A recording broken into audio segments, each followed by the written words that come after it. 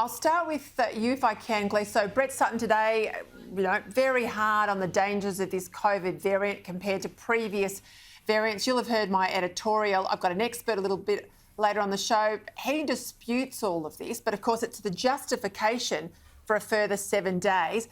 Do you buy the line that this is a super infectious strain, or is it a fig leaf because yet again systems have failed in Victoria? Oh, there's no doubt that the contact tracing capabilities in Victoria are at the heart of this particular lockdown. I mean, they are, probably among the worst in the world right now. And you look at comparisons with what's going on in Queensland and New South Wales, and it's very clear that they have no faith in their contact tracing. They know the political implications of this getting out of control, and that's why they are in damage control. I really feel sorry for people in Melbourne in particular, but also in regional Victoria who are also being affected by this. And when you think about a comparison with, for example, Tokyo, who are going to go ahead with an Olympic Games getting 3,000 cases a day, an Olympic Games in just 5 weeks, and you're getting, 3 or 4 a day in Melbourne and you're in complete lockdown, the stark difference there is there for everyone to see. Chris, can I just bring you in on the issue of aged care? It's been a real feature of question time. A lot of debate. The Commonwealth regulates aged care. In some facilities in Victoria, of course, they're run by the state government, but the regulation for many centres, private sectors in particular, they're all with the federal government. Not a good performance from the Minister, Richard Colbeck. Again, he was really under fire last year. I don't think someone who's worked inside government that he's got back into the detail of his portfolio and he's remedied the mistakes of last year. A lot of people say he needs to go. Where are you? Yes, he does need to go because he simply hasn't done his homework. He was caught out last time. He didn't learn from those mistakes. You could sit down with your advisor and go through the 10 main questions, and what they're going to ask you is what you probably tripped over with last time round. And he still didn't do his homework, and therefore he didn't know the numbers. It's so unprofessional, and that goes hand in hand with a shocking performance of getting those in aged care vaccinated, for heaven's sake.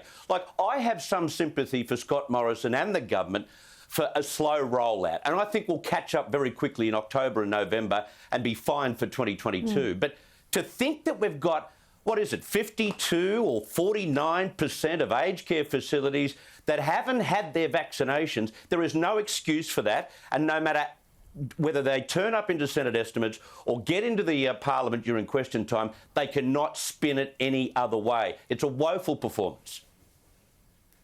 Yeah, and I made the point, if you give older people the Pfizer jab, within 3 weeks they're fully protected. You give them AstraZeneca, which they're told that's what they have to have, it takes 3 months to be fully protected. Now, I know, and I'm being told it's all commercial in confidence, but I have been told by people inside the system, one, Pfizer is about $90 US and AstraZeneca is about $20 Australian.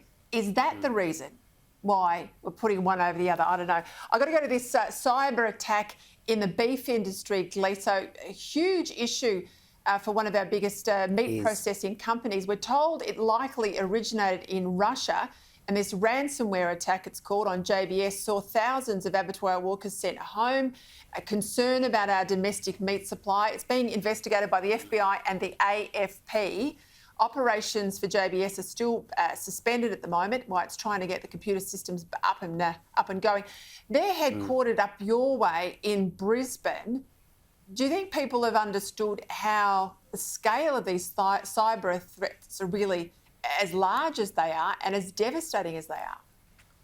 I don't think so, Peter. I think that we're in a situation now where 21st century warfare is all about cyber attack. It's incredibly disconcerting. It's brought these companies to their knees. There's going to be more of it.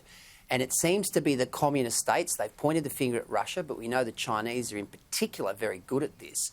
And look, I know, having spoken to former Home Affairs Minister Peter Dutton about this in the past, this is the 21st century way of really getting to the heart of, undermining democracies and like Australia and the United States and Canada and New Zealand and so forth. So, I think it's a real concern, and I think Australians are probably a little bit apathetic when it comes to just how punitive and how much of a damage these particular cyber attacks can be. This particular meat firm, they've been brought to their knees. They are in deep trouble and they are scrambling to try and ensure that it doesn't happen again.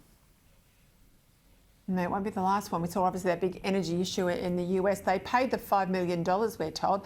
It's not a good precedent. Hey, she might have been famous for Kath and Kim at one stage for a bit of humour, but in recent months, her attacks on the Prime Minister's wife have made headlines. And it seems it's not going well for Channel 9's new show, The Weakest Link, which is hosted, of course, by Magda Zabansky. It's a new show, but no one's watching it, we're told. This is a game show. It's reportedly facing the axe today, Chris, because it had another shocking night of ratings. You know, I reckon punters are out there, quiet Australians. They're backing Jenny Morrison here, aren't they?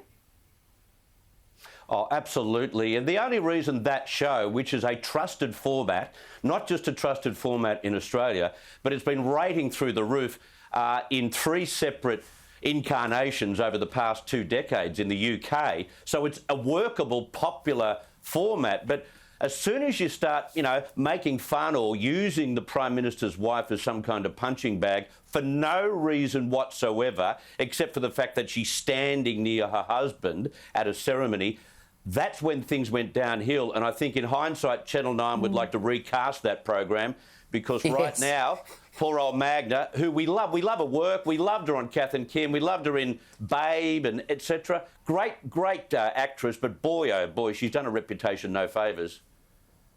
Exactly. I think this is a portent, though, for the hard left and the attacking political style they're adopting here and overseas in the last few years. Ahead of the next election, you go too hard, the people are going to rear up, and I think that's got to be the front of mind for Labor. Chris Smith, Peter Gleeson, thank you for your time.